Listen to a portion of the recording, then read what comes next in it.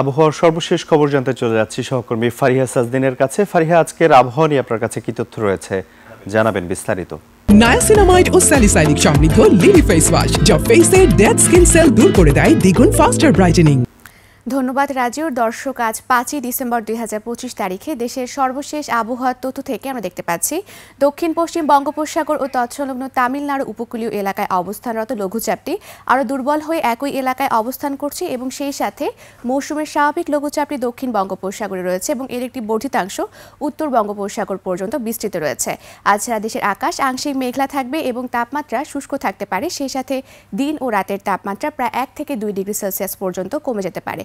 বিশেষ করে দেশের উত্তরবঙ্গের নানা জেলা যেমন রংপুর, তেঁতুলিয়া, পঞ্চগড়ের তাপমাত্রা কমে দেশের প্রভাব ফেলতে পারে। বর্তমানে বিশেষ কিছু অঞ্চলের তাপমাত্রা যদি আমরা দেখে থাকি তাহলে সিলেটে রয়েছে 20 ডিগ্রি সেলসিয়াস, ঢাকায় রয়েছে 21 ডিগ্রি সেলসিয়াস, রাজশাহীতে রয়েছে 19 ডিগ্রি সেলসিয়াস।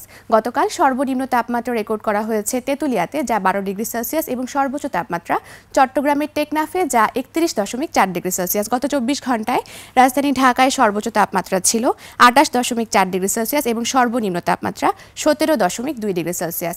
আজ ঢাকার আকাশ আংশিক মেঘলা থাকতে পারে এবং উত্তর অথবা উত্তর পশ্চিম দিক থেকে ঘন্টায় 8 থেকে 10 কিলোমিটার বেগে বাতাস প্রবাহিত হতে পারে। আজ সকাল 6টা অনুযায়ী ঢাকার বাতাসের আপেক্ষিক আর্দ্রতা নির্ণয় করা হয়েছে 88% এবং আজ রাজধানী ঢাকায় সূর্যাস্ত হবে সন্ধ্যা 5টা বেজে 11 মিনিটে।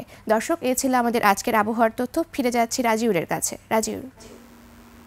ফারিহা, আপনাকে ধন্যবাদ।